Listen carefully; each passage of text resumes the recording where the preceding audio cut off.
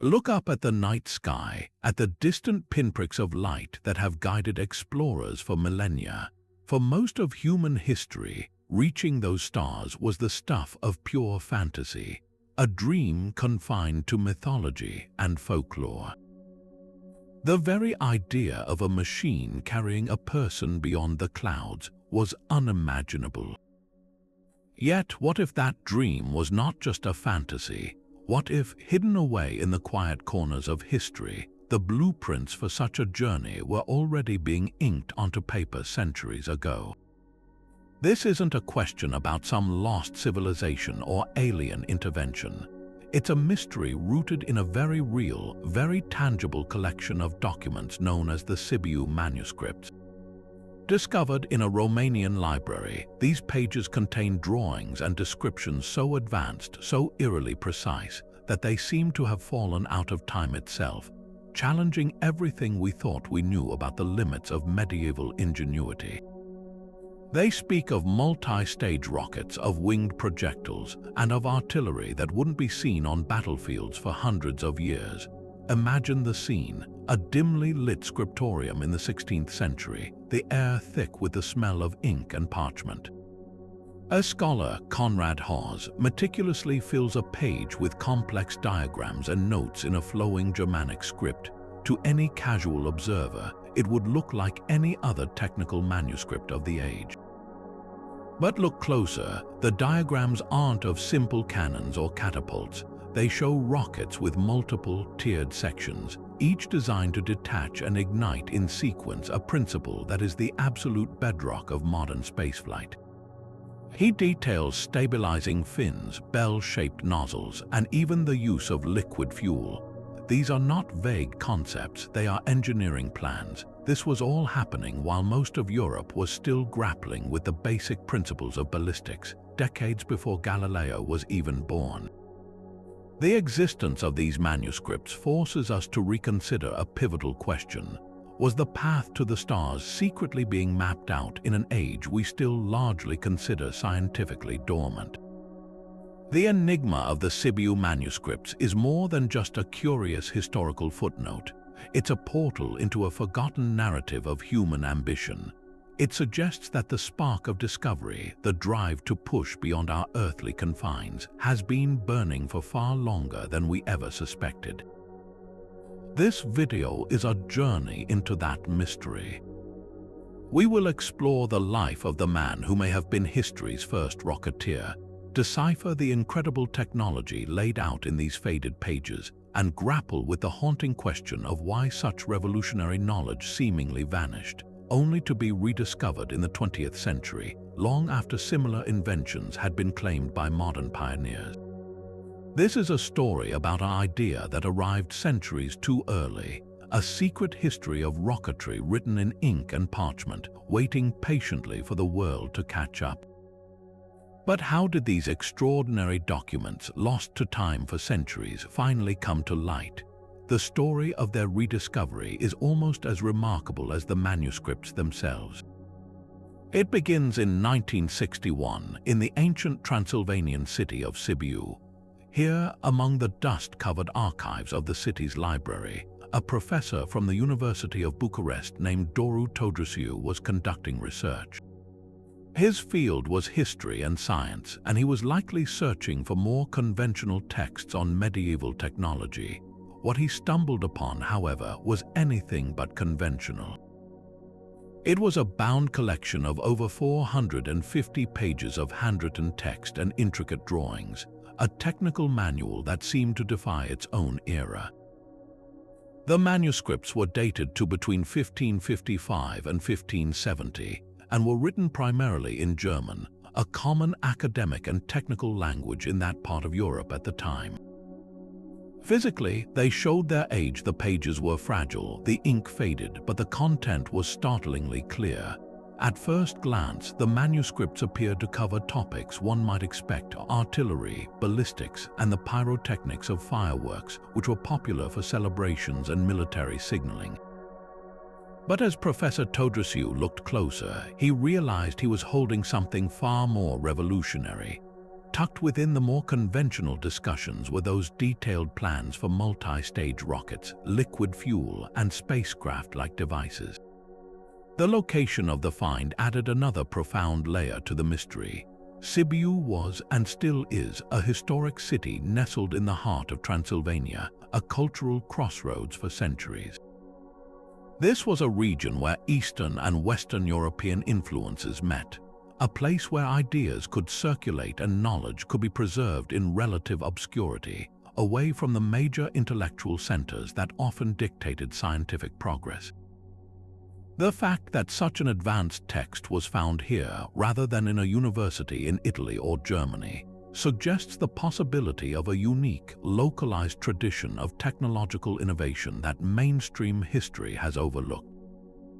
When Todrisiu presented his findings to the academic community, the reaction was a mixture of fascination and deep skepticism. The claims were simply too extraordinary.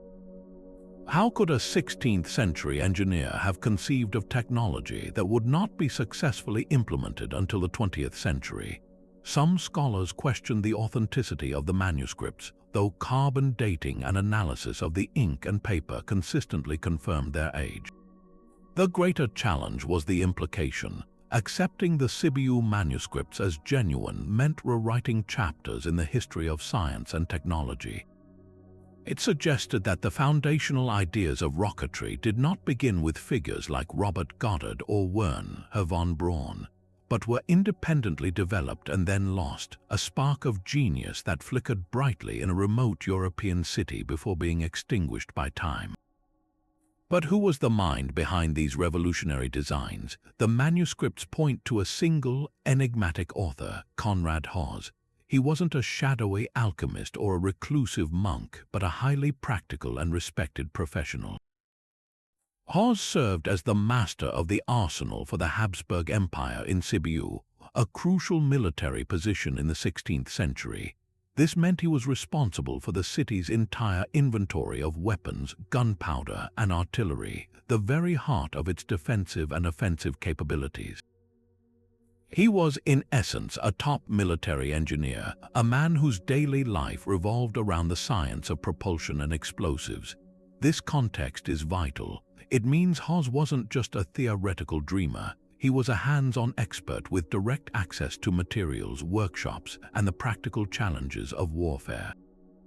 His work on rockets wasn't born in a vacuum but emerged from a deep, professional engagement with the cutting-edge military technology of his day.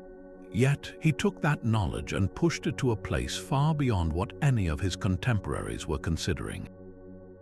Very few personal details of Conrad Haas's life have survived the centuries. We know he was likely from Austria or present-day Germany and that he was in Sibiu by the mid-1500s. Beyond his official title, the historical record is largely silent on his personal story. This lack of biographical detail only deepens the mystery. We are left to piece together his motivations from the content of his work itself. Why would a military arsenal master, whose job was to maintain existing technology, spend so much time and ink on speculative designs for multi-stage spacecraft? One compelling possibility is that he saw these devices not as tools for space exploration, but as the ultimate evolution of artillery. In an age of cannons that could barely fire a ball a few hundred yards, Haas was envisioning projectiles that could travel unimaginable distances, perhaps even into the heavens themselves. His writings contain a fascinating mix of the practical and the prophetic, detailing the precise mixtures of fuels alongside what can only be described as visionary concepts. This leads to the tantalizing question of his inspiration. Where did these ideas come from? Haas was undoubtedly a brilliant innovator, but it's unlikely he conceived of everything in total isolation. As a key figure in the Habsburg military, he was at a cultural crossroads. The Habsburg Empire was a vast network stretching across Europe and with contacts reaching into the Ottoman Empire and beyond. It is entirely possible that Haas had access to knowledge streams that have since been lost to mainstream history. he might have encountered ancient texts, perhaps Arabic or Byzantine manuscripts on pyrotechnics and engineering that contained seeds of these advanced ideas. There were also legendary accounts, like the supposed flying machines of the ancient world or Chinese rocket technology, which could have filtered along trade routes to a curious mind in Transylvania. Alternatively, his designs could be the product of pure, systematic experimentation. Haas, with his direct control over an arsenal, had the resources to test different fuel compositions, nozzle shapes, and staging mechanisms. His manuscripts could be the compiled results of years of trial and error, a personal laboratory notebook where he worked out the principles of rocketry through painstaking practice. The most likely answer is a combination of all these factors: a brilliant base intellect, exposure to fragmented ancient knowledge, and the freedom to experiment on the very frontiers of what was technically possible in his time. Conrad Haas remains a ghost in the archives, but his work stands as a monumental testament to a vision that reached for the stars from a 16th-century workshop. To truly grasp the revolutionary nature of the rocket designs, we need to understand the world they were born into. The Sibiu Manuscripts are not a standalone notebook of wild fantasies. They are, in essence, a massive, comprehensive manual for a 16th-century military engineer. The vast majority of its 450 pages are dedicated to the established and deadly serious technology of the day: classical artillery. Haas provides incredibly detailed designs and calculations for a wide array of cannons and mortars, from massive, wall-breaking bombards to smaller, more mobile field guns. He delves into the precise mathematics of ballistics, working out trajectories, ranges, and the optimal angles of fire. These sections are a masterclass in the state-of-the-art warfare of the Habsburg Empire, showing Haas as a consummate professional deeply embedded in the practical realities of his job. Alongside this, he explores the world of complex fireworks, which served a dual purpose. These were not just for celebrations. Elaborate pyrotechnics were used for military signaling, creating smoke screens, and even for psychological warfare, designed to awe and terrify enemy forces. This context is absolutely critical. It frames Conrad Haas not as a lone dreamer gazing at the stars, but as a top-tier military scientist grounded in the gritty details of gunpowder, metal casting, and applied physics. It is within this very practical, very lethal framework that the rocket diagrams appear. They are not sequestered in a special section labeled Visions of the Future. Instead, they are integrated alongside the cannons and fireworks, presented with the same meticulous detail and matter-of-fact tone. This integration is what makes the manuscript so profoundly disorienting. A page might begin with a thoroughly conventional discussion on improving the casting process for a bronze cannon barrel, and then, almost without warning, shift to a detailed schematic of a 3-stage rocket. The diagrams themselves are rendered with a technical precision that suggests they were intended as buildable plans, not mere speculation. You can see the individual stages, each with its own fuel chamber and nozzle, connected by ingenious separation mechanisms. He describes the use of delta-shaped stabilizing fins to control flight path, and even delves into the concept of fuel mixtures, suggesting combinations that would have been highly advanced for his time. The most striking part is how these ideas are communicated. There is no sense of wonder or science fiction in the text. It reads like a technical report. Haas writes about fuel flow rates and structural integrity with the same clinical detachment he uses for describing the bore of a cannon. This presentation is the strongest argument for their authenticity. He wasn't writing a work of imagination. He was documenting what he believed to be a logical, if ambitious, extension of existing military technology. This seamless blending of the conventional and the revolutionary forces a fascinating perspective. For Conrad Haas, the multi-stage rocket may not have been a vehicle for space travel as we conceive of it today. In the context of his manual, it likely represented the ultimate artillery piece, Imagine the strategic advantage of a projectile that could ignite a second and even a third burst of propulsion, carrying a payload far beyond the range of any cannon. It would be an unstoppable weapon, able to strike from distances that seemed like magic. This interpretation grounds Haas's vision in the martial concerns of his age, yet it also reveals a mind capable of a monumental conceptual leap. While his contemporaries were focused on making existing weapons incrementally better, Haas was fundamentally rethinking the very principle of propulsion itself. He saw beyond the single, violent explosion of a cannon blast to the controlled, sustained thrust that could defy gravity. By placing these radical blueprints right next to designs for standard-issue weaponry, the Sibiu Manuscripts whisper a tantalizing possibility that the science which would one day take us to the moon began not as a pure dream of exploration, but as a deadly serious proposal for the next generation of warfare, conceived in a Transylvanian arsenal centuries ahead of its time. And buried within those pages of artillery and fireworks lies the manuscript's crown jewel, the most breathtaking illustration of all, a detailed drawing of a three-stage rocket. At first glance, it might look like a strange, layered firework, but a closer examination reveals an engineering concept so advanced it feels anachronistic. The design shows a large, central rocket body, which we would call the core stage. Attached to its sides are two smaller, identical rockets. The drawing isn't just a static image, it implies a sequence of events, a carefully choreographed dance of fire and separation. The smaller, side-mounted rockets would ignite first, providing the initial immense thrust to lift the entire assembly off the ground. Once their fuel was spent, they would detach and fall away, lightening the load significantly. Then, the larger central stage would ignite, propelling the now much lighter payload, which could be a weapon or perhaps even a crew capsule, further and faster than a single-stage rocket ever could. Haas didn't just draw this idea, he thought critically about how to make it work. The manuscripts describe a proposed mechanism for stage separation, likely involving some form of timed fuse or a trigger that would ignite the next stage the moment the previous one burned out. He even detailed the use of stabilizing fins on each stage, understanding the need for aerodynamic control to prevent the rocket from tumbling uncontrollably. This attention to the practical hurdles of propulsion and stability shows he was working through the same fundamental problems that engineers at NASA would face 400 years later. The leap in logic here is monumental.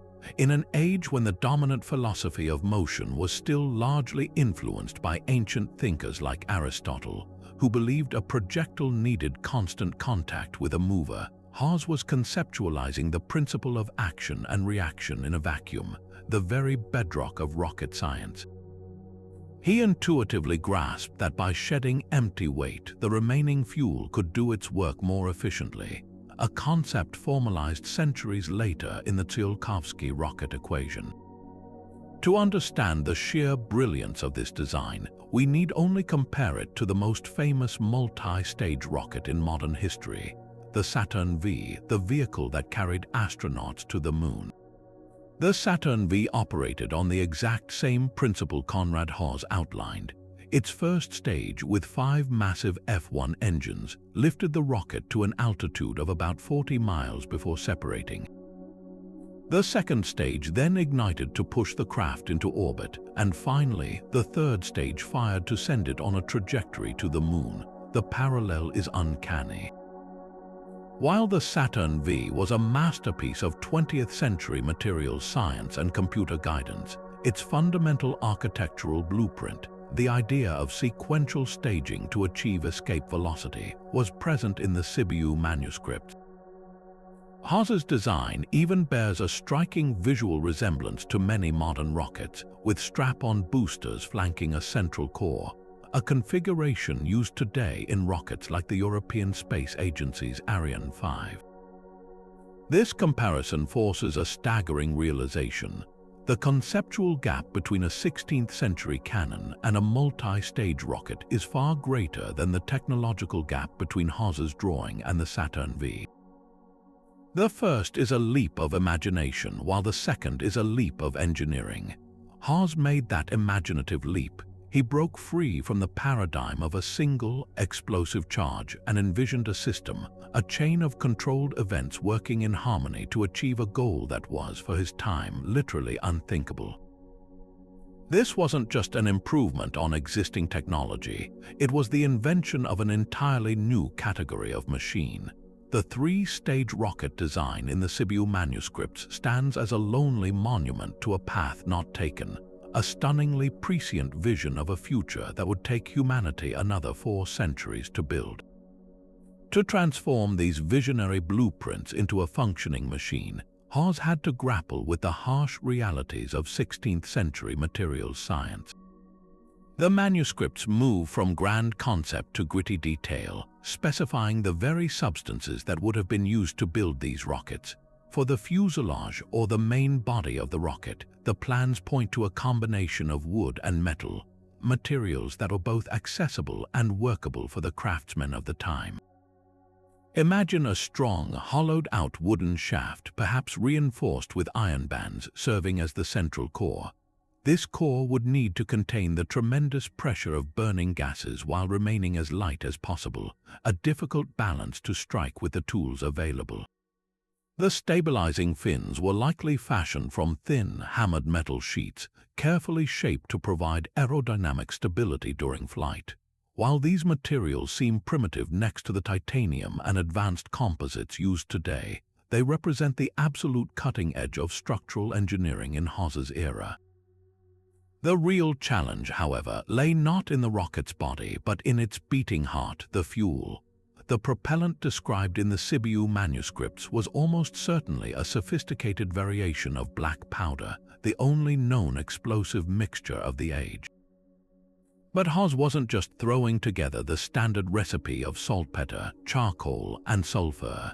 His writings suggest he was a true alchemist of propulsion, experimenting with the precise ratios of these ingredients to achieve different results. A higher percentage of saltpeter would produce a faster, hotter burn for greater thrust, while more charcoal might create a slower, more sustained push. He likely tested different grain sizes and methods of packing the powder into the rocket's combustion chamber, understanding that density was critical to controlling the burn rate. A powder packed too tightly might not ignite properly or could build up pressure until the rocket casing exploded. Packed too loosely, it would burn out in a quick, inefficient flash without generating meaningful thrust. Haas was essentially pioneering the science of interior ballistics for rocketry, working out problems that modern engineers solve with complex computer simulations through sheer, painstaking trial and error. The greatest hurdle to any practical implementation would have been achieving a stable, controlled burn. Black powder is notoriously difficult to manage as a rocket fuel. It's what is known as a deflagrant, meaning it burns rapidly but subsonically, and its performance is wildly affected by humidity, grain consistency, and even minor impurities. A batch of powder made one day might behave completely differently from a batch made the next. For a single-stage firework rocket, this unpredictability was a manageable risk. But for Haas's multi-stage design, it was a potential nightmare. The success of the entire mission, whether it was a weapons test or a demonstration, depended on each stage igniting at the exact right moment and burning for a precise duration. A delay of even a second in the separation of the first stage could cause the entire vehicle to veer off course or disintegrate. Creating a reliable timing mechanism using only fuses and the inherent burn rate of black powder was a monumental challenge that likely pushed the limits of what was possible in the 1500s. This is perhaps the most compelling reason why we have no historical record of a full-scale Haas rocket ever being launched. The visionary design was there, but the material science and chemical engineering needed to bring it to life safely and reliably were still centuries away. leaving his incredible rockets grounded on the pages of his manuscript, a dream waiting for the right technology to catch up. And yet, for all the mechanical genius displayed in the rocket designs, perhaps the most haunting and human image within the Sibiu Manuscripts is not a machine at all, but a person. Alongside the technical schematics exists a singular, enigmatic drawing that has captivated researchers and sparked endless debate. It depicts a human figure, seemingly strapped into a curious, winged contraption that appears to be part rocket, part glider. This is the so-called space traveler or test pilot illustration, a sketch that feels startlingly out of place in a 16th century artillery manual.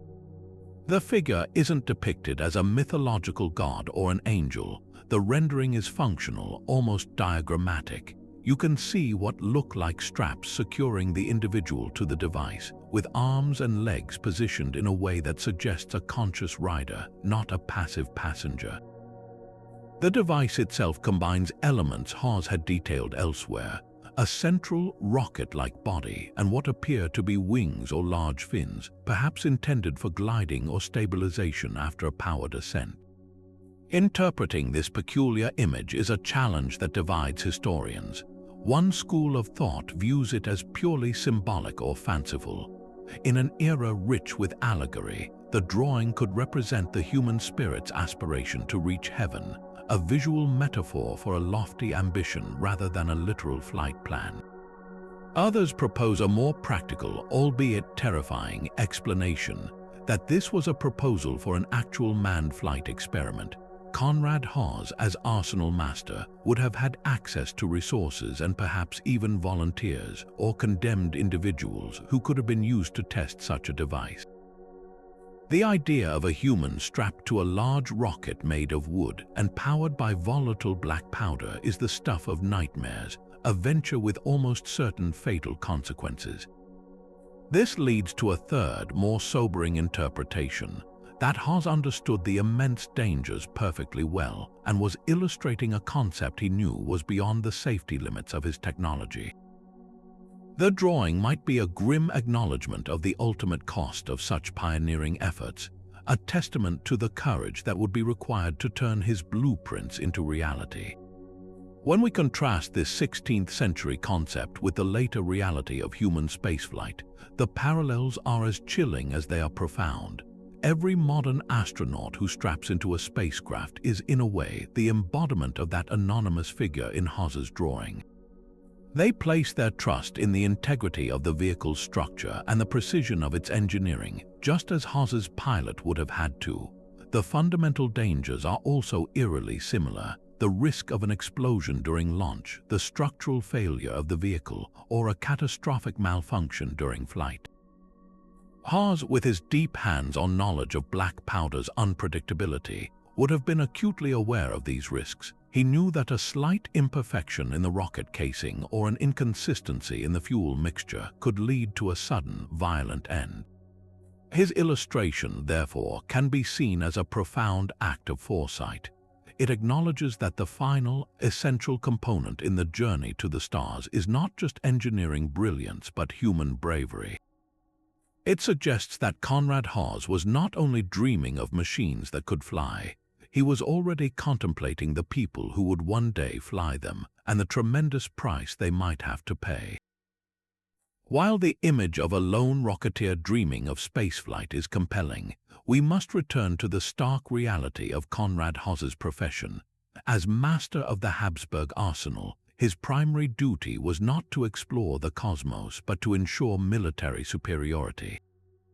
The revolutionary technology in the Sibiu Manuscripts, therefore, was almost certainly conceived with a devastatingly practical goal: to create the most advanced weapons system the world had ever seen.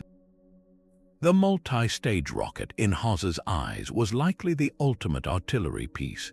Think about the battlefield of the 1500s. The maximum effective range of even the most powerful cannons was measured in hundreds of yards, and hitting a specific target was as much a matter of luck as skill. Now imagine a projectile that could ignite a second and then a third burst of power, carrying a warhead over a hill, beyond a river, or directly into the heart of a fortified city from a previously impossible distance. The tactical advantage would have been absolute. An army equipped with such weapons could attack from a safe position, completely out of range of enemy retaliation, shattering siege lines and demoralizing opponents who would have no defense against an attack that seemed to fall from the sky itself. But Haas's vision for weaponization went far beyond simply extending range. The manuscripts contain descriptions of what can only be interpreted as early concepts for cluster munitions and specialized incendiary warheads. He envisioned rockets designed not just to explode on impact, but to disperse multiple smaller explosive charges over a wide area. This would have been a terrifyingly efficient way to decimate infantry formations or cavalry charges, turning a single launch into a shotgun blast of destruction across the battlefield. Furthermore, he detailed plans for warheads filled with highly combustible materials, creating weapons meant to start uncontrollable fires within enemy camps or wooden city structures. In an age where fire was one of the most feared elements of warfare, a rocket that could deliver it precisely and from a great distance would have been a weapon of both physical and psychological terror. This level of strategic thinking shows Haas was not just an engineer. He was a military theorist, anticipating the principles of area denial and shock and awe that would define modern warfare centuries later. Given such a clear potential for a battlefield revolution, the most perplexing question becomes why this technology remained confined to parchment. If these designs were so revolutionary, why didn't the Habsburg Empire pour resources into building Haas's rockets and dominate 16th century Europe? The answers lie in the immense practical hurdles of the time. First and foremost was the inherent unpredictability of the only available propellant, black powder. As we discussed, achieving a stable, controlled burn for a single rocket was difficult enough. For a multi-stage weapon, where the precise timing of separation and secondary ignition was critical, it was a monumental engineering challenge. A misfire or a premature explosion on the launch platform would turn this wonder weapon into a catastrophic disaster for the army using it. The manufacturing precision required for reliable metal casings, nozzles, and separation mechanisms was also likely beyond the consistent capability of 16th century smiths and metalworkers. Furthermore, the cost-benefit analysis for a military commander would have been stark. Cannons, for all their limitations, were a known quantity. Their construction, deployment, and use were understood. Investing vast sums of money and skilled labor into an unproven, dangerously volatile technology based on complex theoretical designs would have been an enormous gamble. In the midst of ongoing conflicts, military leaders tend to favor incremental improvements to existing, reliable systems over risky leaps into the technological unknown. It's highly probable that Haas's superiors saw his rocket plans as intriguing but impractically complex fantasies, interesting thought experiments, but not something to bet the security of the empire on. Consequently, the knowledge remained a secret within the Sibiu arsenal, a devastating vision of future warfare that was simply too far ahead of the materials, manufacturing, and strategic mindset of its day, destined to be shelved until the world was finally ready to face the terrible power it promised. To fully appreciate the genius of Conrad Haas, we need to step back and view his work not as an inexplicable anomaly, but as a product of its time, a period of unprecedented intellectual ferment known as the Renaissance.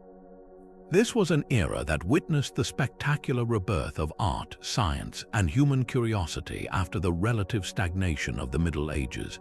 Across Europe, minds were breaking free from old constraints, fueled by the rediscovery of ancient Greek and Roman texts that celebrated human potential and rational inquiry. It was a world in flux where the very boundaries of the possible were being redrawn. In this vibrant atmosphere, the figure of the Renaissance man emerged, a polymath who sought to master multiple fields of knowledge. And no one embodies this ideal more famously than Leonardo da Vinci. In his legendary notebooks, Da Vinci sketched designs for flying machines, armored tanks, and underwater breathing apparatuses, visions of technology that would not be realized for centuries. His work represents the soaring, theoretical imagination of the age, a mind painting the future with a brush dipped in boundless possibility. But Conrad Haas represents a different, equally crucial strand of Renaissance innovation. If Da Vinci was the visionary artist-scientist, Haas was the pragmatic engineer. Da Vinci's fantastical inventions were often beautiful thought experiments, conceived in the studio with an artist's eye for form and movement. Haas, by contrast, was grounded in the gritty reality of the arsenal. His laboratory was a workshop filled with the smell of sulfur and hot metal. His canvas was vellum, and his ink was used for precise calculations and cross-sections. While Da Vinci dreamed of human flight by mimicking the wings of birds, Haas was calculating thrust-to-weight ratios and fuel combustion rates for unmanned projectiles. This distinction is critical. Haas's work emerged not from abstract wonder, but from the urgent, practical demands of warfare and defense in a volatile region. He was part of a less celebrated but equally important tradition of military engineers who were quietly revolutionizing the technology of power. These were the men who built stronger fortifications, cast more reliable cannons, and devised ever more powerful explosives. Their innovations were driven by immediate necessity, and their successes were measured in battles won and cities defended. This broader engineering revolution provides the essential context for the Sibiu Manuscripts. Haas was not working in a vacuum. The 15th and 16th centuries saw dramatic advancements in metallurgy, allowing for the casting of larger and more durable cannon barrels. There were innovations in mining and chemistry that improved the production and quality of saltpeter, a key ingredient in gunpowder. The science of ballistics itself was being born as mathematicians began to carefully study the parabolic arc of a projectile's flight.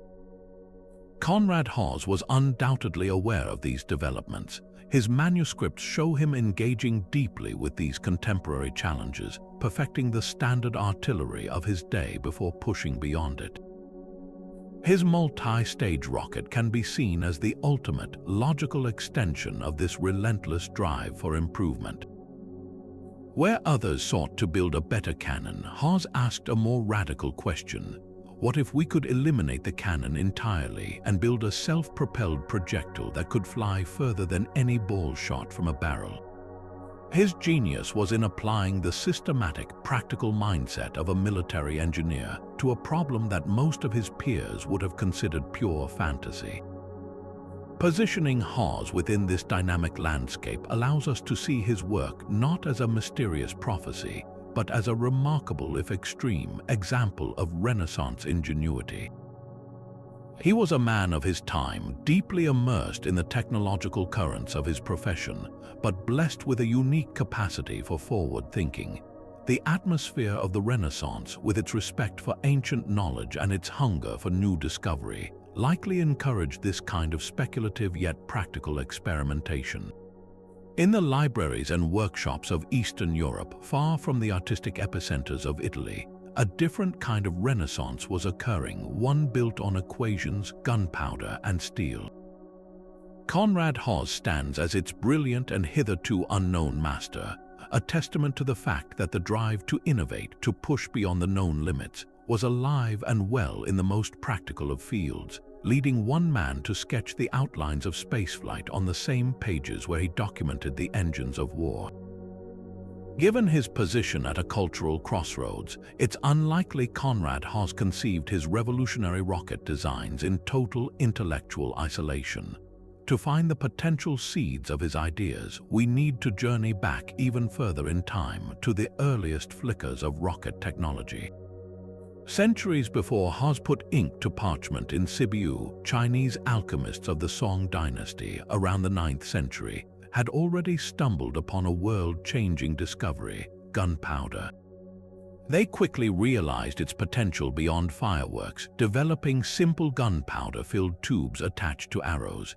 These fire arrows were not true rockets in the modern sense, as they were still launched from a bow, but they represented a critical first step, the use of a chemical propellant to enhance a projectile. By the 13th century, Chinese inventors had advanced to creating true self-propelled rockets, devices that flew under their own power using bamboo tubes packed with gunpowder. These weapons were used against Mongol invaders, and as the Mongol Empire expanded, this technology began its slow migration westward along trade routes and through the chaos of conflict. Simultaneously, in the Byzantine Empire, a different but equally fearsome incendiary weapon was terrifying enemies: Greek fire. This was a mysterious, highly flammable liquid that could reportedly burn even on water, deployed through pressurized siphons from Byzantine warships. While not a solid fuel rocket, the technology behind Greek fire involved principles of pressurized projection and controlled combustion that would have fascinated any military engineer. The exact formula was a closely guarded state secret, lost to history, but its legend persisted. The key question is whether any practical knowledge of these Eastern and Byzantine technologies could have filtered through to a Habsburg arsenal master in Transylvania. The answer lies in the sprawling network of the Habsburg Empire itself. As a major European power, the empire had extensive diplomatic, military, and commercial contacts that stretched across continents. Sibiu was a fortified city in a region that was a perpetual flashpoint between Christian Europe and the Ottoman Empire, which had itself absorbed Byzantine knowledge and maintained links to Eastern trade routes like the Silk Road. It is entirely plausible that Haas, in his role, had access to reports or even captured examples of Ottoman weaponry that incorporated these older ideas. He might have encountered descriptions of advanced fireworks from the East or heard tales of legendary incendiary devices. But Haas's genius was not in merely copying these concepts, it was in synthesis and radical improvement. The Chinese rockets of the era were simple, single-stage devices. What Haas did was to take that basic principle of self-propulsion and apply a systematic, engineering-minded approach to its evolution.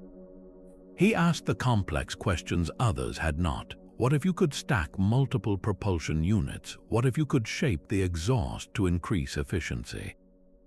What if you could steer the device in flight? His work reads less like an adaptation of existing technology and more like a fundamental reinvention of it, pushing a known concept to its absolute theoretical limits. This process of synthesis connects Haas to a broader pattern in the history of invention.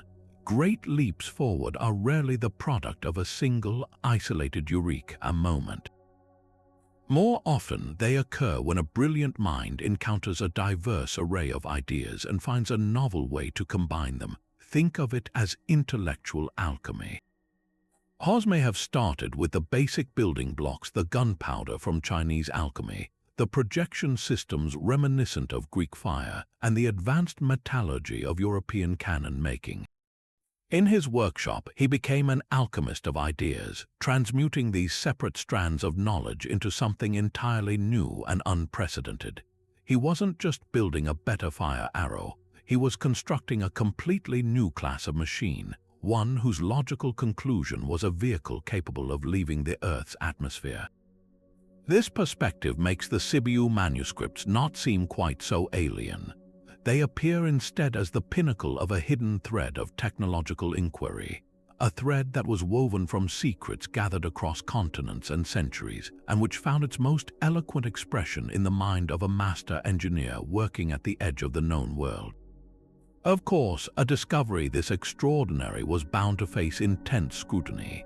The very idea of 16th-century multi-stage rockets is so staggering that it naturally invites skepticism, and the academic world has not been shy in raising serious questions about the Sibiu Manuscripts.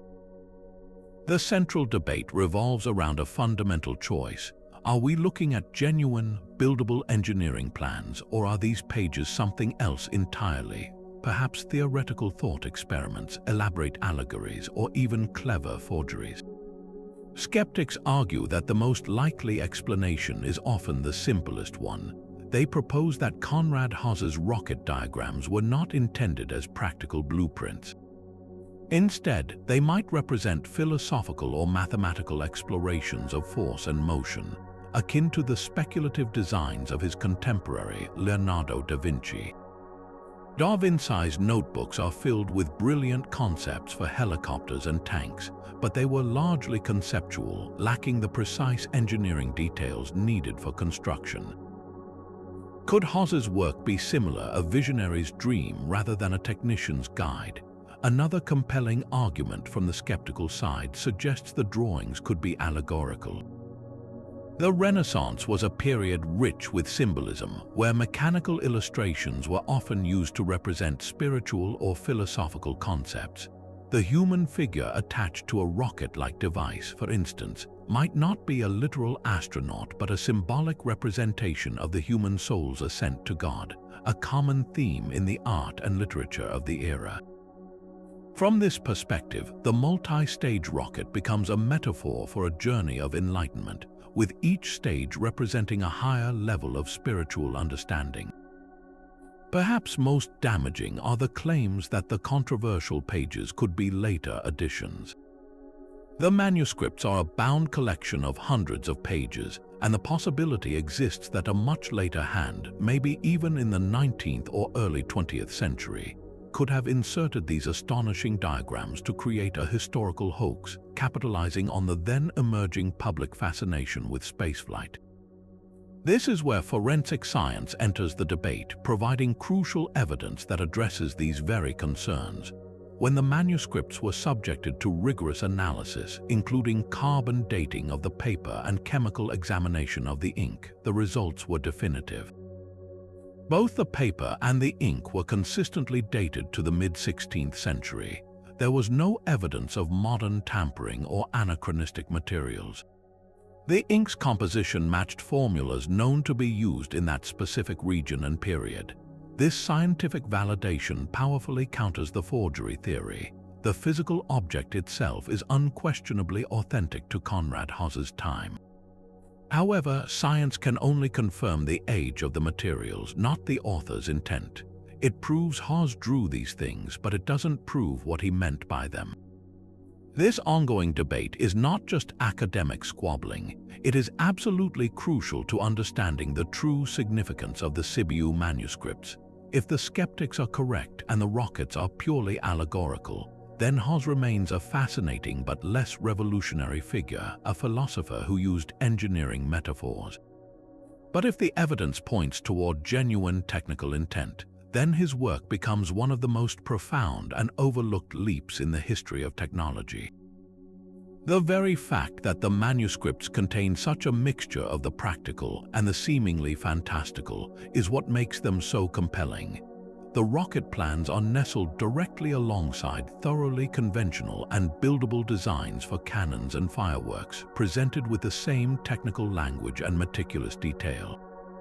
This context strongly suggests that Haas viewed his rockets as a logical, if ambitious, extension of existing technology, not as abstract philosophy. The debate forces us to look more carefully to appreciate the nuance. It prevents us from making simplistic claims and pushes us toward a more sophisticated understanding of Renaissance ingenuity. The true significance of the Sibiu manuscripts may lie precisely in this blurring of lines, showing us that for a mind like Conrad Haas's, the boundary between practical military engineering and visionary speculation was far more porous than we ever imagined. This brings us to the heart of the enigma surrounding Conrad Haas and his extraordinary manuscripts.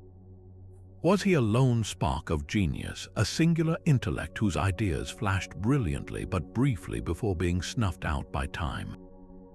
Or does his work provide us with a rare, surviving fragment of a much broader, but now lost tradition of advanced engineering? The idea of lost knowledge is a powerful and recurring theme in history, suggesting that scientific and technological progress is not always a steady, upward climb, but rather a path littered with forgotten breakthroughs and abandoned avenues. The Sibiu manuscripts force us to seriously consider whether they represent one such path, a potential trajectory for rocketry that was discovered centuries too early.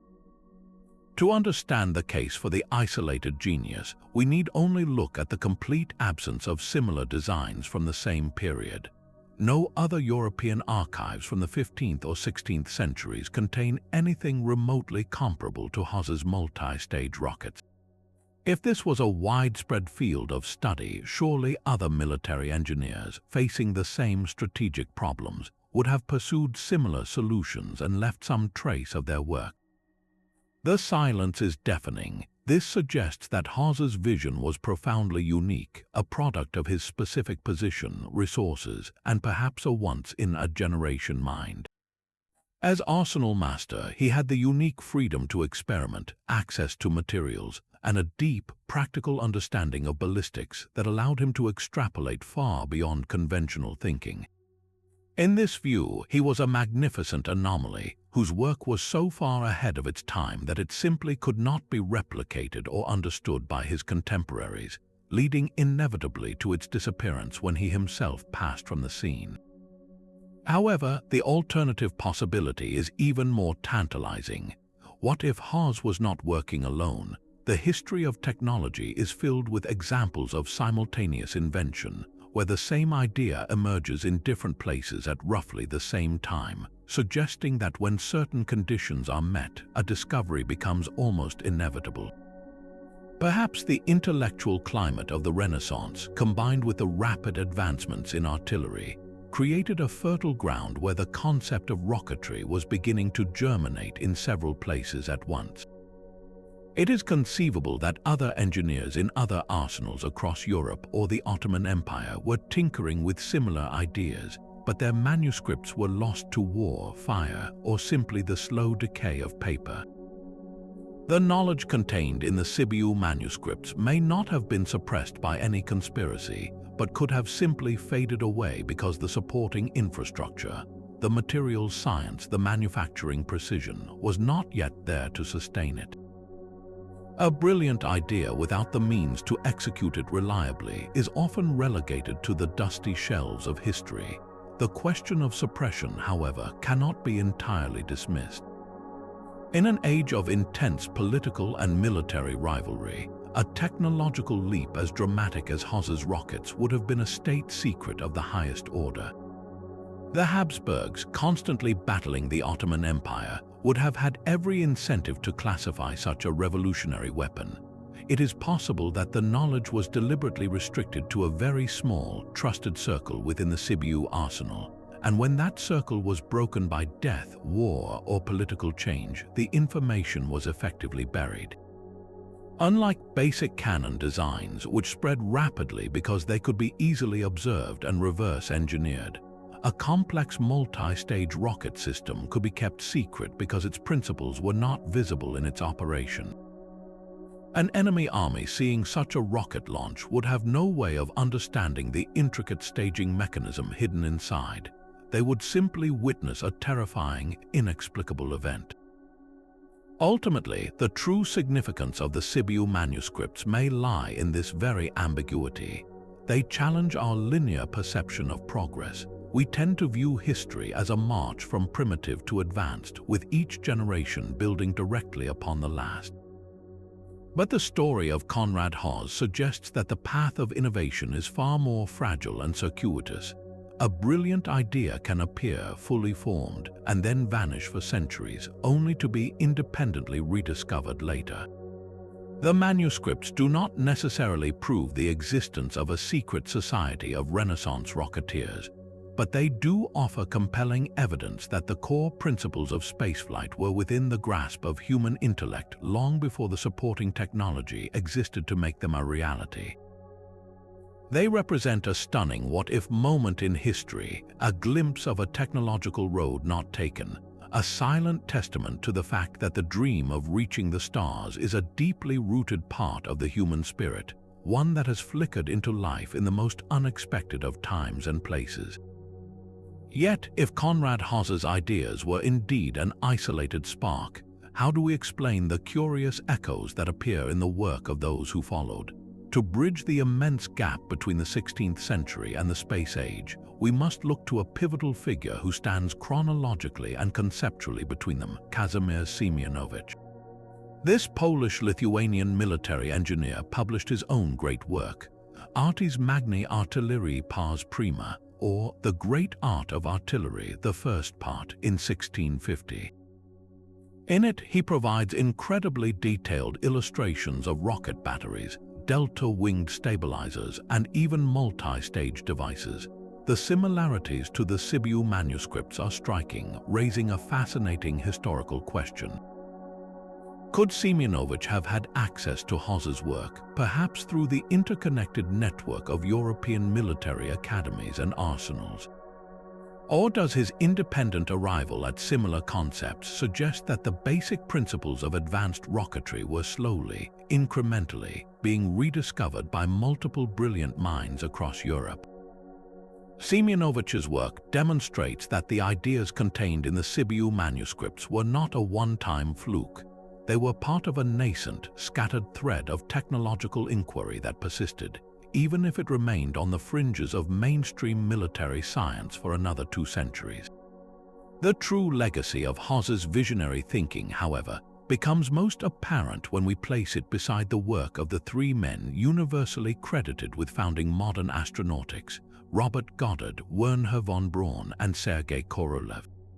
The contrasts are as revealing as the parallels. Robert Goddard, an American physicist working in the early 20th century, is famous for launching the world's first liquid-fueled rocket in 1926.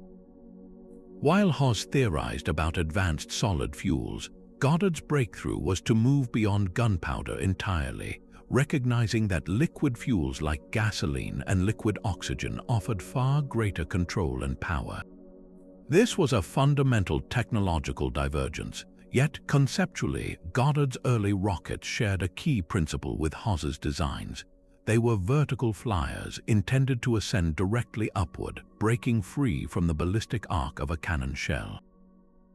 Both men were thinking not just about distance, but about altitude, about reaching upwards into the sky itself. The connection becomes even more profound when we consider the German engineer Wernher von Braun. Driven by the ambitions of the Nazi war machine, von Braun's team developed the V-2 rocket, the first long-range guided ballistic missile. This was the first time Haas's vision of a rocket as a decisive weapon of war became a terrifying reality. But von Braun's true legacy, like Haas's, was his dream of spaceflight. After the war, he became a central figure in the American space program, and his magnum opus was the Saturn V moon rocket. Here, the conceptual link to the Sibiu manuscripts is almost breathtaking. The Saturn V was the ultimate expression of the multi-stage rocket, a direct functional realization of the very principle Haas had sketched out 400 years earlier. While von Braun had access to aluminum alloys, computers, and liquid hydrogen, the core architectural blueprint, the genius of shedding empty weight to achieve greater speed and height, was identical. Finally, we turn to Sergei Korolev, the brilliant but secretive Soviet chief designer. Korolev's story mirrors that of Conrad Haas in a particularly poignant way. For years, his identity was hidden behind the title chief designer. Much as Haas's work was hidden away in an archive, Korolev's singular drive was to beat the Americans into space, leading to the Sputnik satellite and Yuri Gagarin's pioneering orbital flight. His rockets, like the R-7 that launched Sputnik, also relied on a multi-stage design and strap-on boosters, a configuration that visually echoes Haas's drawings. The parallel highlights a timeless truth: whether in the service of a 16th-century empire or a 20th-century superpower, the most revolutionary technological advances are often driven by the fusion of military necessity and visionary ambition. So, does this mean Conrad Haas should be credited as the true father of rocketry? Not exactly. The journey from idea to reality requires more than a brilliant concept. It demands a technological ecosystem capable of supporting it. Goddard, von Braun, and Korolev stood on the shoulders of the Industrial Revolution. they had advanced metallurgy, precision manufacturing, and the science of thermodynamics. Haas had black powder, hand-forged iron, and intuition. The modern pioneers didn't merely conceive of rockets, they built them, launched them, and iterated upon them, creating a continuous, documented lineage of progress. Haas's contribution is different and in some ways more mysterious. He represents the stunning power of the human intellect to anticipate the future. His manuscripts are not a missing link in the chain of rocketry, but rather a prophetic blueprint, a glimpse of a destination that the human race would eventually reach by a different, longer road. He saw the mountain peak long before the path to climb it had been forged. To truly grasp the environment that fueled Conrad Haas's radical imagination, we need to step into the world of 16th century Transylvania, a land that stood as a fortress on the frontier. This was not a quiet corner of Europe for scholarly contemplation. It was a perpetual battleground, a bloody stage for the epic clash between two superpowers, the Habsburg Empire to the west and the rapidly expanding Ottoman Empire to the east. The threat from the Ottomans was not a distant rumor or an occasional skirmish. It was a constant looming pressure that shaped every aspect of life, from politics and economy to the very direction of scientific inquiry. For the master of a key Habsburg arsenal like Haas, this geopolitical reality was the drumbeat to which his entire professional life marched. The Ottomans were renowned for their formidable military machine, which incorporated advanced siege tactics, massive cannons, and skilled engineers. To counter this, the Habsburgs had to innovate or risk being overrun. This relentless arms race created a powerful crucible for technological advancement, an environment where even the most speculative ideas might be considered if they promised a decisive edge. This constant state of high alert meant that military engineers were not merely technicians, they were vital strategic assets.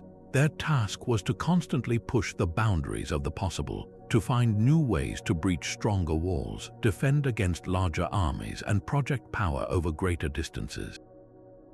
In such a pressurized climate, the line between practical improvement and visionary leap would have been remarkably thin.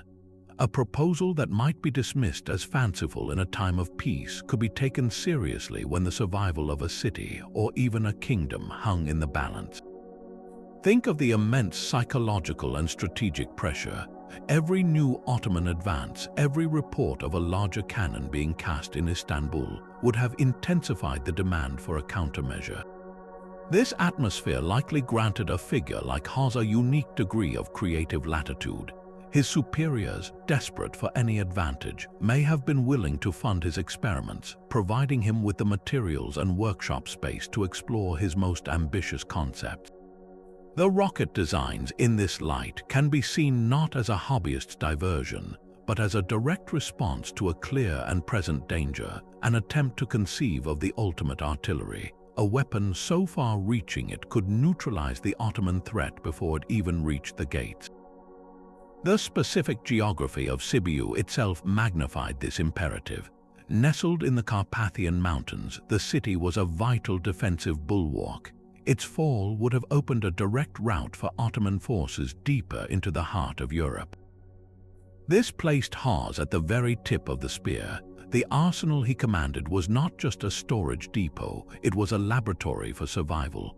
The limitations of conventional warfare would have been starkly apparent to him daily. Cannons were heavy, slow to reposition, and limited by the horizon. What if you could launch an attack from far behind your own lines, over the heads of the enemy's front ranks, and strike directly at their command centers or supply lines? The multi-stage rocket, with its potential for unprecedented range, was the logical, if breathtakingly ambitious, answer to this tactical problem. It was a weapon born from the specific frustrations and urgencies of defending a mountainous frontier against a numerically superior foe. The perpetual conflict with the Ottoman Empire did not just provide a backdrop for Haas's work.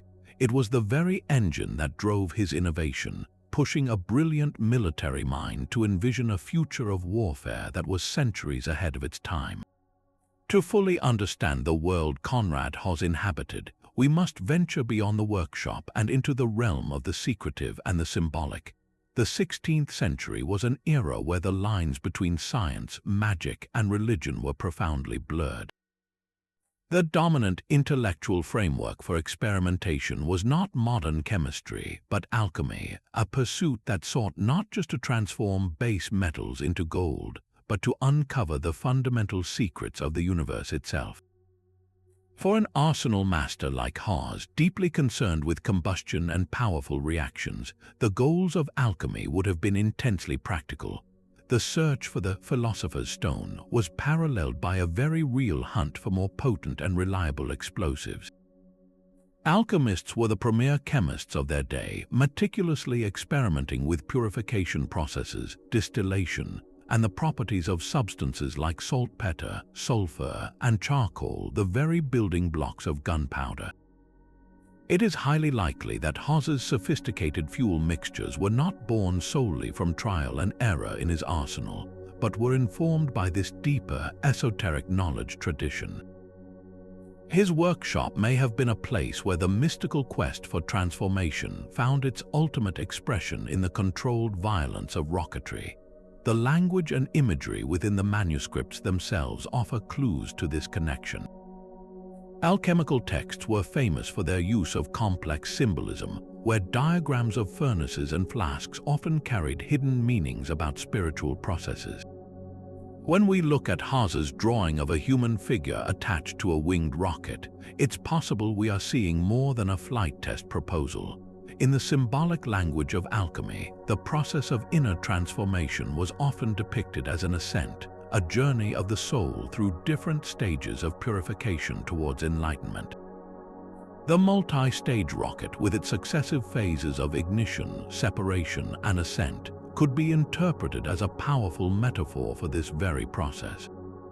Each stage shedding its spent casing might represent the soul shedding its earthly attachments, rising higher and higher towards a state of perfection. This doesn't mean the rocket designs weren't meant to be built. Rather, it suggests that for Haas, the practical engineering and the philosophical pursuit may have been two sides of the same coin. The rocket was both a machine and a symbol, a physical manifestation of humanity's age-old desire to break free from its limitations and ascend to a higher plane of existence. This fusion of the esoteric and the empirical might explain why such revolutionary knowledge could have remained hidden or been lost. Alchemical and esoteric knowledge was by its nature secretive. It was often encoded in symbols and shared only with trusted initiates to protect powerful secrets from falling into the wrong hands or to avoid persecution from religious authorities. If Haas's advancements were deeply intertwined with such traditions, it would be natural for his work to be confined to a small, closed circle rather than published for the world. Furthermore, the ultimate goal of many esoteric traditions was personal enlightenment, not public acclaim or military conquest. Haas may have viewed his rocketry experiments as part of a private, spiritual quest, a personal demonstration of humanity's potential to master the elements. The manuscripts then become something more than a technical manual. They are a hermetic text, a record of one man's attempt to harness the elemental power of fire and air not just for war, but as a means of understanding humanity's place in the cosmos. In this light, the Sibiu Manuscripts stand as a unique artifact from a time when the drive to reach the heavens was as much a spiritual undertaking as it was a scientific one. The rediscovery of the Sibiu manuscripts in the 1960s presented a unique challenge to modern historians and aerospace engineers. Here was a collection of 16th-century documents making claims so advanced that they demanded to be tested not just through academic analysis, but through physical experimentation. The central question was no longer just are these real, but could these have worked? This launched a fascinating phase of modern re-evaluation, where the theoretical met the practical in workshops and testing grounds. Researchers began with a meticulous process of reverse engineering, translating Haas's intricate drawings and technical notes into precise, quantifiable specifications.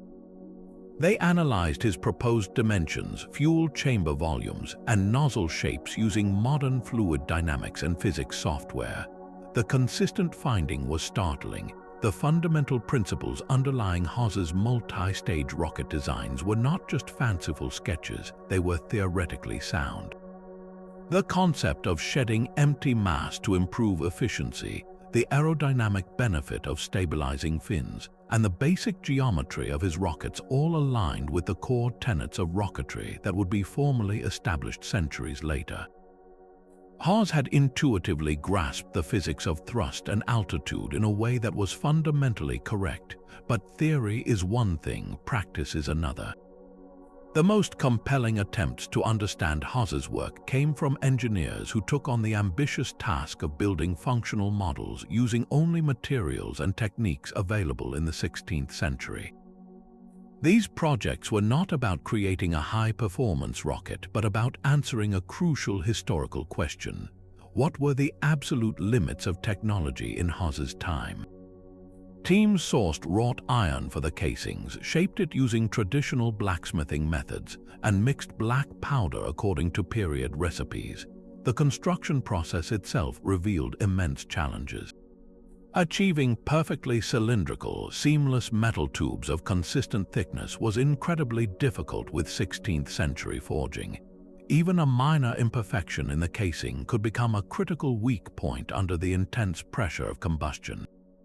The nozzles, which Haas depicted with a careful bell-like shape, were particularly tricky to fabricate with the necessary precision to effectively direct the exhaust gases.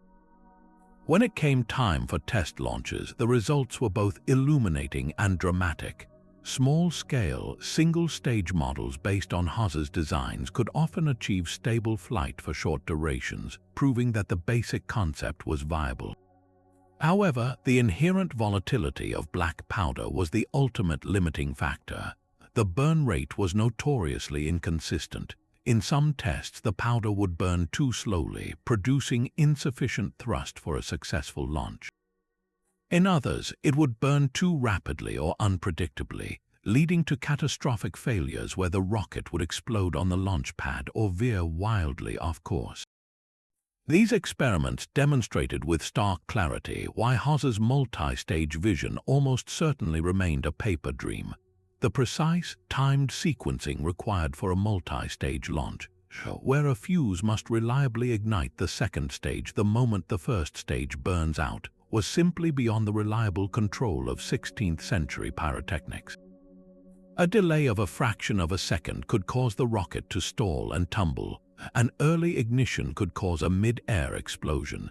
The conclusion drawn from these modern experiments is not that Conrad Haas was wrong, but that he was tragically ahead of his time. His designs were a brilliant conceptual breakthrough, a correct map for a journey that the transportation technology of his era could not complete. The experiments proved that the primary barrier was not a flaw in his reasoning, but a gap in contemporary material science and chemistry. Haas lacked access to stable, high-energy propellants like liquid oxygen and kerosene, and to lightweight, high-strength materials like aluminum alloys. The very substances he had to work with, black powder and iron, were too heavy and too unpredictable to safely execute his most ambitious plans. Therefore, the legacy of these modern re-evaluations is a nuanced one. They confirm Haas's status as a visionary genius whose intellectual achievement was monumental. Yet, they also ground his story in historical reality, showing that even the most brilliant idea requires a technological ecosystem capable of supporting it. His rockets were a seed of incredible potential, but they fell on ground that was not yet fertile enough for them to grow. Following their dramatic rediscovery, the manuscripts entered a new chapter, one of slow and careful academic validation. Professor Todrosiu's initial publications in the 1960s sent ripples through a small circle of historians, but the sheer audacity of the claims meant that widespread recognition would take decades. The physical documents themselves were treated with the utmost care, remaining housed within the secure archives of the Sibiu Library, now known as the Astra National Museum Complex. Here they were shielded from light and humidity, their fragile pages preserved as priceless cultural artifacts. For years, access was limited to a handful of dedicated scholars who could make the journey to Romania, and the manuscripts remained largely unknown outside specialized academic circles. They were a spectacular secret, waiting for the right moment to capture the world's imagination. That moment began to arrive in the 21st century as the digital revolution transformed the field of historical research. The first major step toward wider recognition was a systematic project to digitize the entire collection. High-resolution scanners were used to create detailed images of every fragile page, allowing the intricate diagrams and faded script to be studied in minute detail by experts anywhere on the globe without risking damage to the originals. This digital archive became a crucial tool, enabling paleographers to verify the handwriting, materials scientists to analyze the ink, and aerospace engineers to perform their virtual reconstructions. The internet then acted as a catalyst, with online articles and discussions in forums dedicated to alternative history and space exploration, gradually bringing the Sibiu rockets to a much broader audience. The story's compelling mix of historical mystery and futuristic technology proved irresistible. This growing public interest eventually led to the manuscripts being featured in television documentaries and museum exhibitions.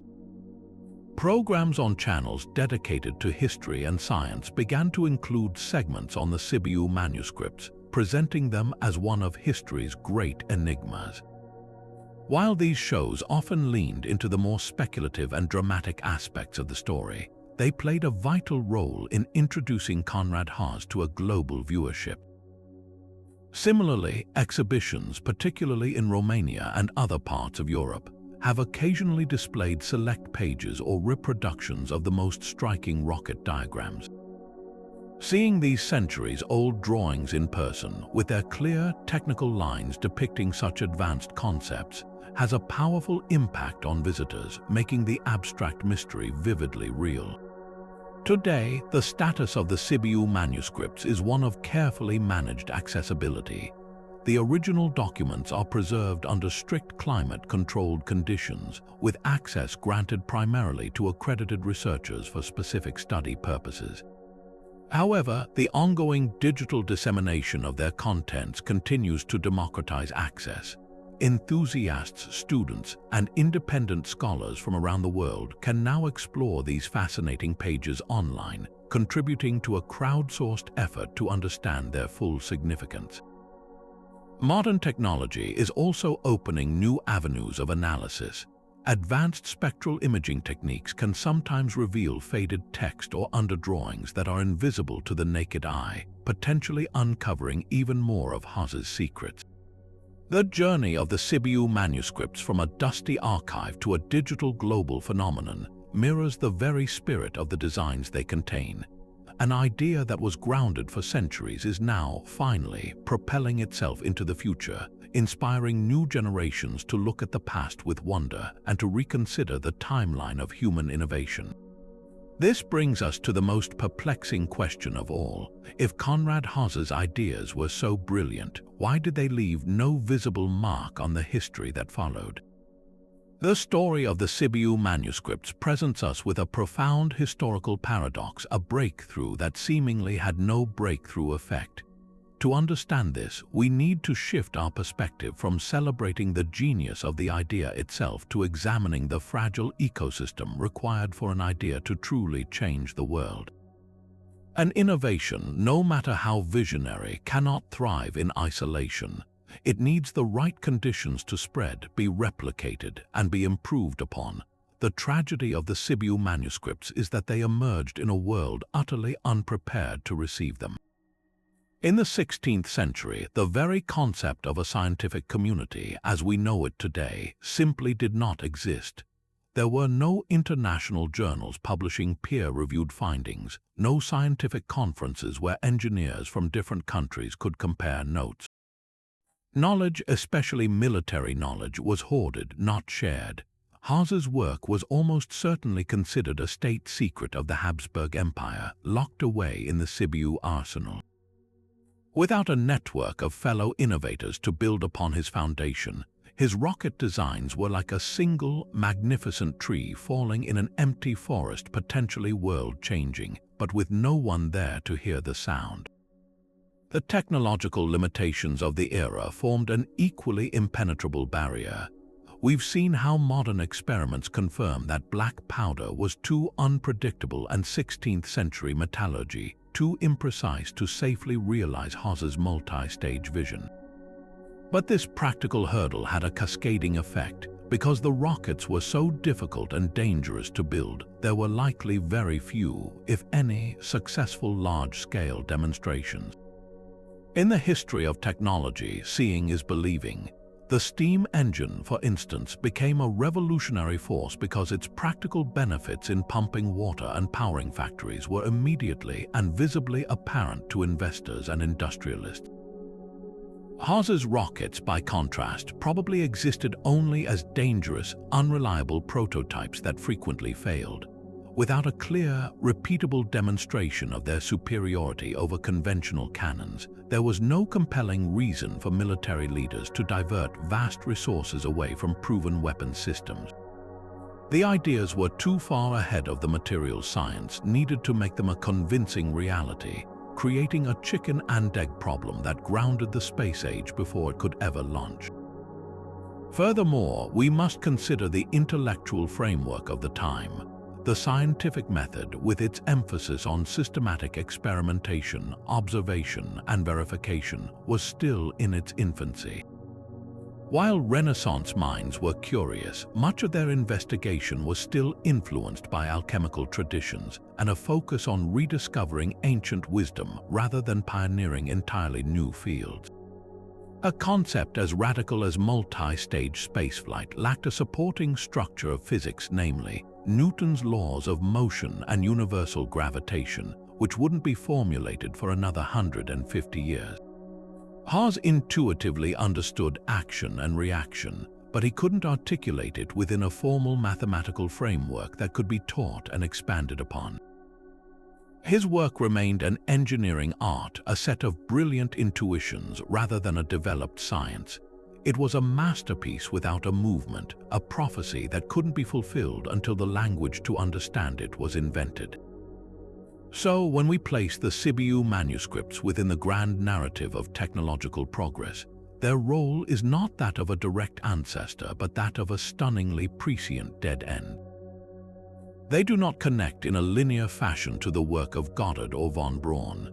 Instead, they represent a path not taken, a compelling glimpse of an alternative history that could have been. This does not diminish their importance. In fact, it enhances it in a different way.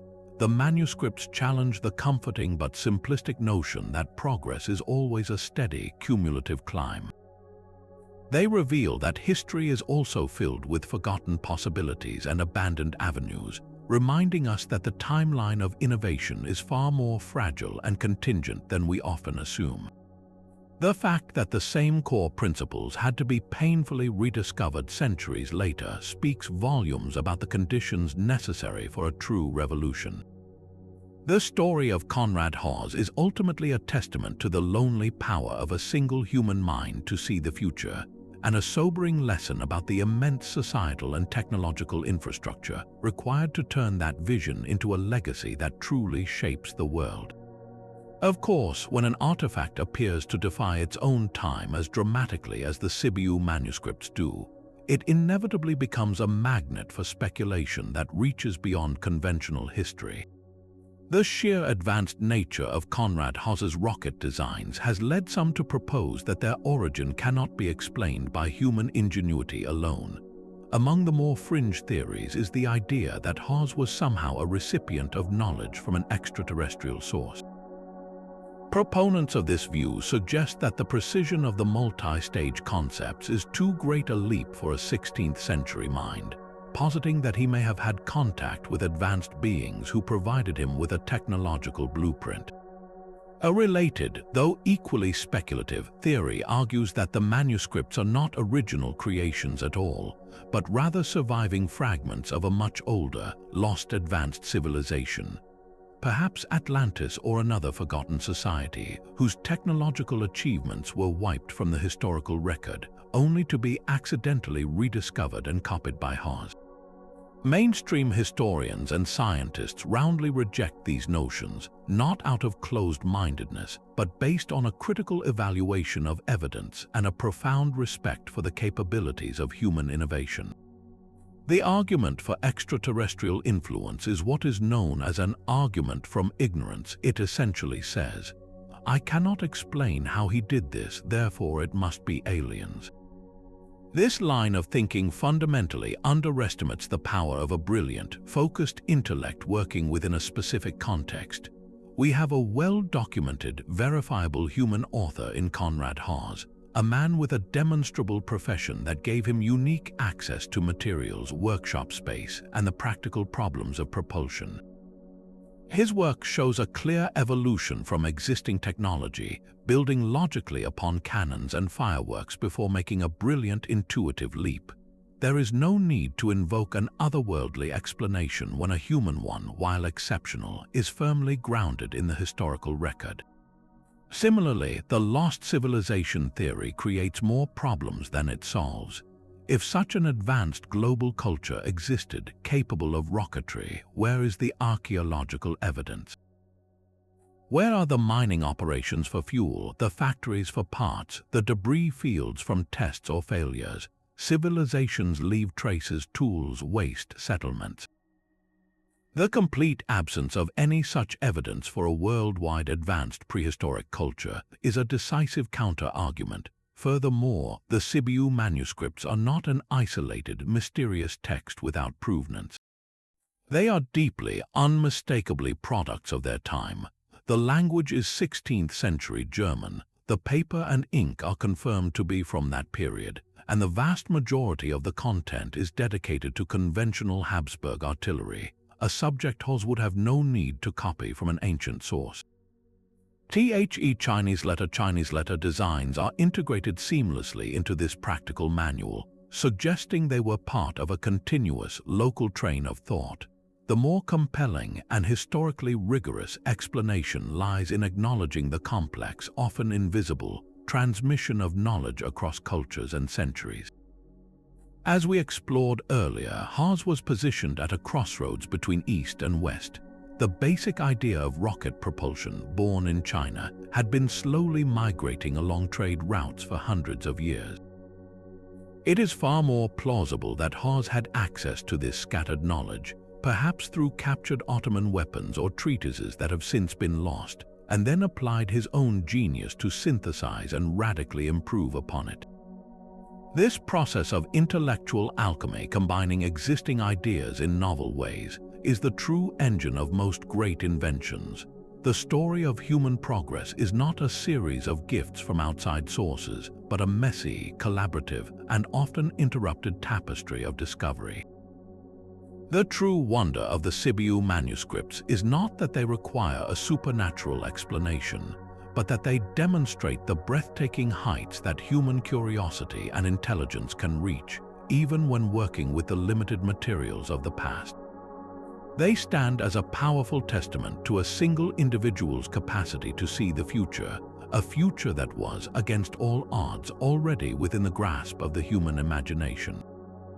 While his name may have been lost to history for centuries, Conrad Haas has undergone a remarkable resurrection in the modern era, emerging from the shadows of the archive as an unlikely folk hero for the space age.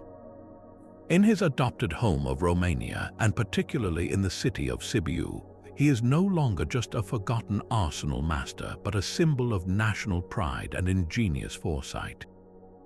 The city that once relied on him for its defense now celebrates him as a local visionary. Streets have been named in his honor, and his story is a point of fascination for Romanians, who see in him a figure who placed their region on the map of a global technological narrative.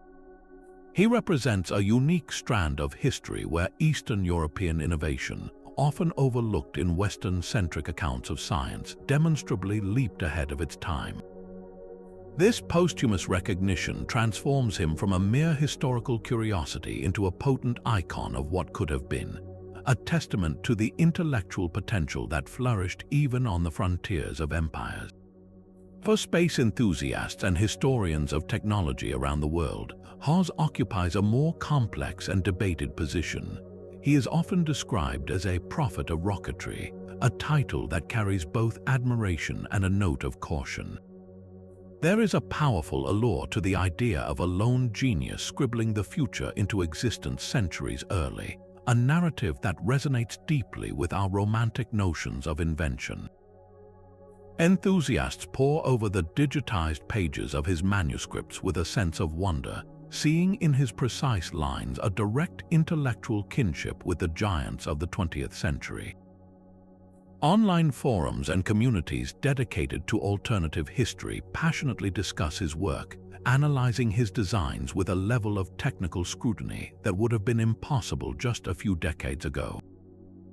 In this global community, Haas has become a figurehead for the concept of lost knowledge, a compelling case study that challenges the smooth, linear progression we often assign to technological history.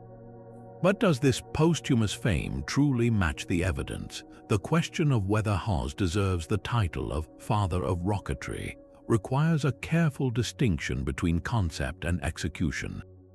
If we define a pioneer as someone who successfully builds, tests, and influences a continuous line of development, then the title rightly belongs to figures like Robert Goddard and Sergei Korolev. There is no evidence that Haas's designs left his workshop, let alone influence the later pioneers who had to independently rediscover the same principles. However, if we measure a pioneer by the sheer power of a conceptual breakthrough, by the ability to correctly envision a technology long before the means to build it exist, then Haas's claim becomes extraordinarily strong. His manuscripts prove that the core architecture of spaceflight was not a product of the industrial era, but was intellectually accessible to a brilliant mind working with the tools of the Renaissance. His legacy, therefore, is not one of direct lineage but of prophetic insight. He demonstrated that the logic of rocketry is a fundamental piece of physics that, once grasped, points inevitably toward the multi-stage rocket as the key to leaving Earth.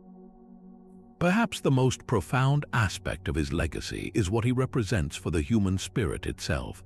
Conrad Haas, in his quiet dedication inside a Transylvanian arsenal, embodies the timeless and universal nature of curiosity and ambition.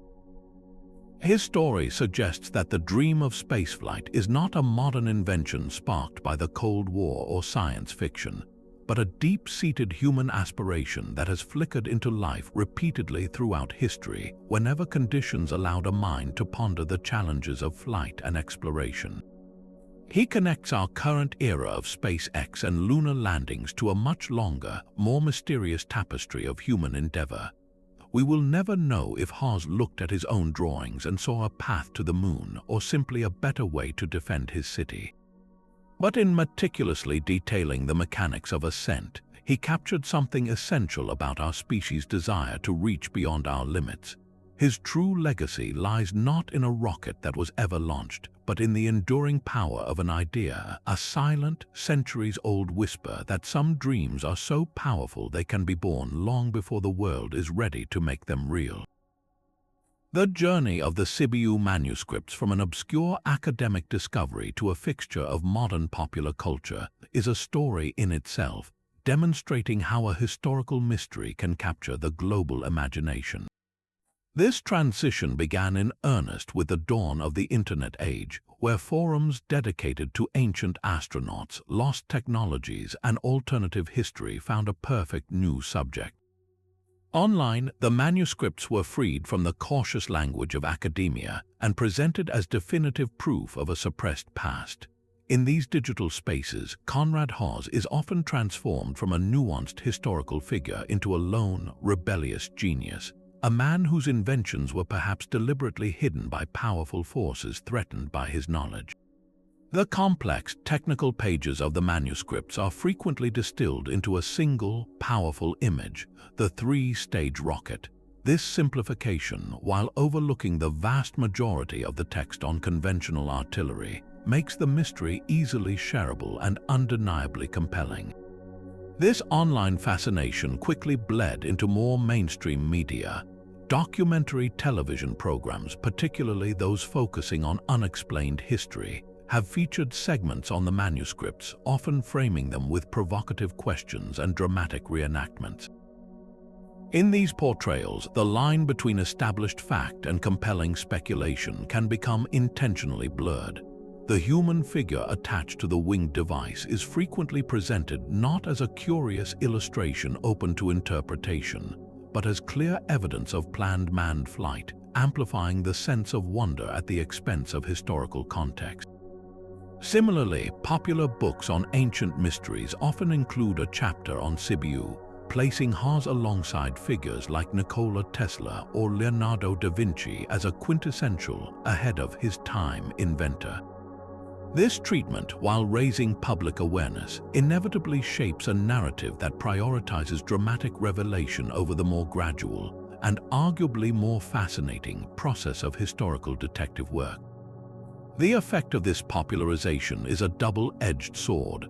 On one hand, it has generated widespread interest in a topic that might otherwise have remained confined to academic journals, inspiring countless amateur historians and enthusiasts to investigate further. This broad attention ensures that the manuscripts are not forgotten and can even pressure cultural institutions to make them more accessible through digitization projects. On the other hand, the pop culture narrative often creates a distorted public understanding. The nuanced debate between historians, the questions about allegorical intent versus engineering practicality, the discussion of Haas's Habsburg context is frequently sidelined in favor of a more streamlined and often more sensational story. The manuscripts risk becoming a monolith, a symbol for the general idea of out-of-place artifacts, rather than being appreciated for the unique and complex historical document they truly are. This cultural absorption reflects a deep-seated human desire for narratives that challenge the established order of history. The idea that a single person in the 16th century could have conceived of space travel fulfills a longing for hidden truths and forgotten golden ages. It is a more romantic and thrilling story than the gradual, collaborative, and often messy reality of scientific progress. In this sense, the popular culture version of the Sibiu Manuscripts serves a purpose beyond historical accuracy. It speaks to our collective imagination, reminding us that the past may hold secrets more extraordinary than we ever learned in school. The ongoing dialogue between rigorous academic study and vibrant popular speculation ensures that the legacy of Conrad Haas remains a living, evolving mystery, inviting each new generation to look up at the rocket on the launch pad and wonder if its blueprint was first drawn by a hand holding a quill pen centuries ago. Despite the decades of research sparked by their discovery, the Sibiu Manuscripts ultimately leave us with a series of profound and tantalizing questions that continue to drive historical detective work today. Perhaps the most immediate and haunting of these is also the most straightforward. Were any of Conrad Haas's revolutionary rockets ever actually built and tested? The historical record is utterly silent on this point. There are no accounts of a dramatic launch witnessed by townsfolk, no reports of a fiery explosion in the fields outside Sibiu, and no records of funding for such an ambitious project in the arsenal's ledgers. This absence of evidence is frustrating, yet it doesn't rule out the possibility of small-scale, clandestine experiments. As arsenal master, Haas had the authority and resources to conduct private tests. It's conceivable that he built and launched smaller, single-stage models to validate his principles, events so routine or so secret they were never formally documented. The catastrophic failure of a larger, multi-stage prototype would have been precisely the kind of disaster a military administration would want to conceal, burying the evidence along with the project itself. Until some future archaeologist uncovers peculiar metal fragments in the soil around old Sibiu, we may never know if Haas's designs remained confined to parchment or if they briefly, and perhaps tragically, took fiery flight. This leads directly to a second, equally compelling mystery, the question of influence. Did Haas's ideas perish with him, or did they secretly seep into the wider world of European engineering? We know his manuscripts remained in Sibiu, but as a respected professional, he almost certainly corresponded with other military engineers across the Habsburg network. Could letters describing his concepts have traveled to other arsenals, inspiring incremental innovations that were never credited back to their original source? The striking similarities between Haas's work and the later publications of Kazimierz Siemianowicz are too significant to ignore. While direct proof of a connection is lacking, the possibility of a hidden, underground transmission of these radical ideas through a guild-like network of military technologists is a fascinating area for further research. Historians now scour the archives of other 16th and 17th century European arsenals, looking for any mention of staged projectiles or unusual, self-moving arrows that might be an echo of Haas's work, a faint whisper of his genius preserved in the mundane records of another city's defenses. A broader and more hopeful question revolves around the manuscripts themselves. Is the collection discovered by Professor Todrisiu complete? The bound volume is extensive, but it represents the work of one man over many years. Could there be other notebooks, earlier drafts, or more detailed calculations still hidden away, perhaps misfiled in a different section of the Sibiu library or waiting in a private collection? The discovery also prompts a larger geographical search. If a mind as innovative as Conrad Haas's was working in Transylvania, could there have been similar figures in other frontier regions, like the Balkans or the borderlands between Spain and the Moorish kingdoms? The search is no longer just for a single document, but for a potential pattern of isolated innovation, a hidden thread of technological inquiry that mainstream history has overlooked. Modern technology aids this hunt. Digitization projects and advanced scanning techniques allow researchers to examine thousands of pages of archived manuscripts for telltale diagrams or keywords, a digital prospecting for lost ideas that could reshape our understanding of the Renaissance's technological ambitions. Ultimately, the most significant unanswered question is not about physical evidence but about intellectual context. How did Conrad Haas's mind actually work? How did he bridge the conceptual chasm between the single explosion cannon and the sequenced thrust rocket? Without his personal notes on his thought process, we are left to infer his methodology. Was it a flash of pure intuition, or was it the result of years of systematic experimentation, carefully logging the results of different powder mixtures and nozzle shapes until the pattern revealed itself? Scholars actively debate whether his achievement is best understood as a supreme example of practical engineering or as a philosophical breakthrough that used engineering as its language. Unraveling this mystery requires a deeper fusion of history and cognitive science, an attempt to understand the conditions that allow for such extraordinary leaps of imagination. The ongoing research into the Sibiu manuscripts, therefore, is about much more than just rocketry. It is a continuing investigation into the very nature of human creativity itself, and a quest to understand how the future can be glimpsed from the unlikeliest corners of the past.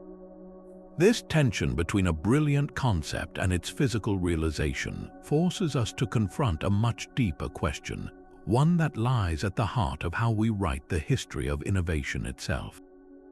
What does it truly mean to be the first? Is the title of inventor reserved solely for the person who successfully builds a working prototype, or does it belong equally to the visionary who correctly maps out the underlying principles on paper, even if the technology to execute them doesn't yet exist? The story of Conrad Haas and his manuscripts turns this philosophical puzzle into a compelling case study. Consider the Wright brothers, universally celebrated for achieving the first powered, controlled flight in 1903.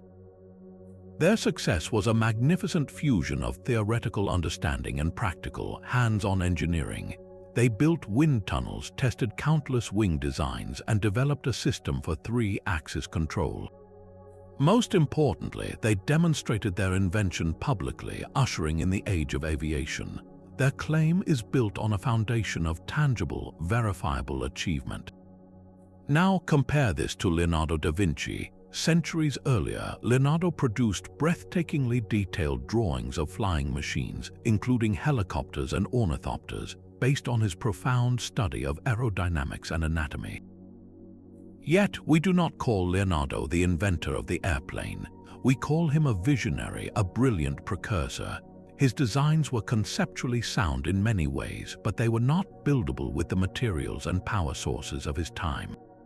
He lacked a practical engine and the understanding of control surfaces that the Wright brothers would pioneer. His contribution is seen as inspirational rather than foundational to the direct lineage of flight. So, where does Conrad Haas fit on this spectrum? His situation is uniquely fascinating because it falls somewhere between these two poles. Unlike Leonardo's flying machines, which were largely artistic and anatomical explorations, Haas's multi-stage rockets were presented with the precise, technical language of an artillery manual. They weren't abstract dreams, they were detailed engineering plans, complete with measurements, fuel mixtures, and separation mechanisms. He wasn't just imagining flight, he was calculating thrust and stability. This moves him significantly closer to the realm of the inventor than the pure dreamer. However, like Leonardo, he was ultimately trapped by the limitations of his era. The Wright brothers had the benefit of the internal combustion engine. Haas was shackled to the unreliable violence of black powder. The inability to create a reliable working prototype through no fault of his own intellect is what seemingly disqualifies him from the official title. This leads us to a critical distinction, the difference between conceiving an idea and catalyzing a technological revolution. History tends to reward those who trigger the revolution.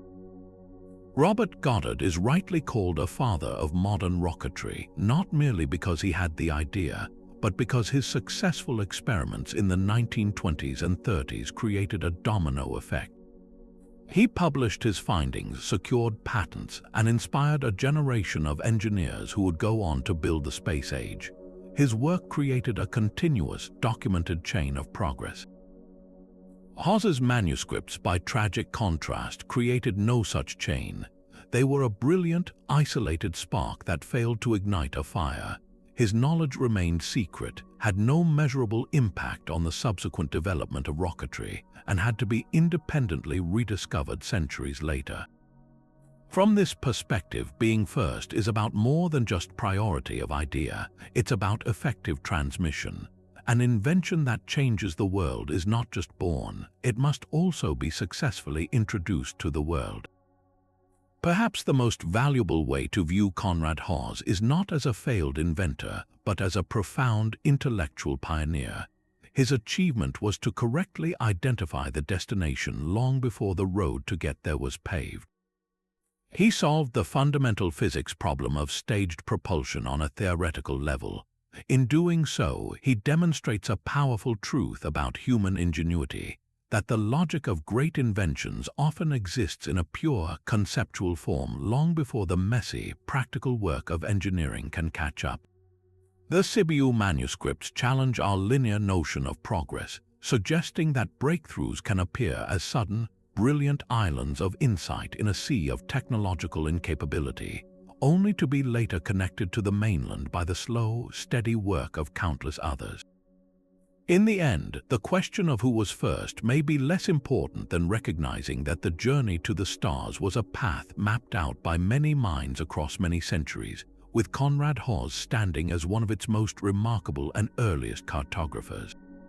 So, as we reach the end of this journey, we are left with a collection of ideas so advanced they defy their own time. The Sibiu Manuscripts present us with an undeniable truth. Centuries before the first satellite pierced the heavens, a meticulous mind in a Transylvanian arsenal had already charted the fundamental course. We've explored the life of Conrad Haas, the enigmatic arsenal master whose daily work with cannons and gunpowder somehow led him to envision multi-stage rockets and winged spacecraft. We've grappled with the technical brilliance of his designs, which correctly anticipate the very principles that would one day carry humanity to the moon. And we've wrestled with the haunting, unresolved questions: why this knowledge vanished, whether it was ever tested, and what it truly represents in the grand narrative of discovery. These faded pages are far more than a historical curiosity. They are a powerful testament to the boundless and timeless nature of human imagination. They prove that the dream of spaceflight, of breaking the chains of gravity and reaching for the stars, is not a modern obsession born of the 20th century. It is a deep-seated aspiration that has flickered in the minds of visionaries across the ages, a spark of genius that can ignite even in the most unexpected of places. The story of Conrad Haas reminds us that progress is not always a straight line.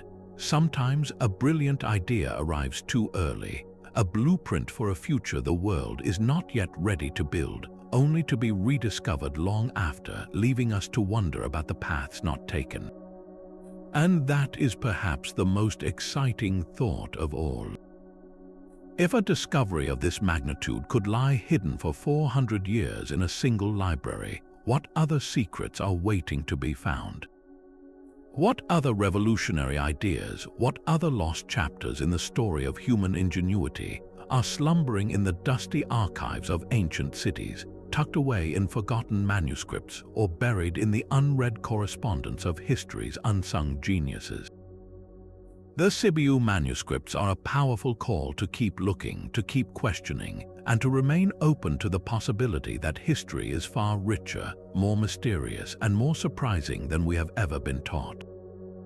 The next world-changing discovery might not be made in a high-tech laboratory, but in the quiet, hallowed silence of an old library, just waiting for a curious mind to turn the page.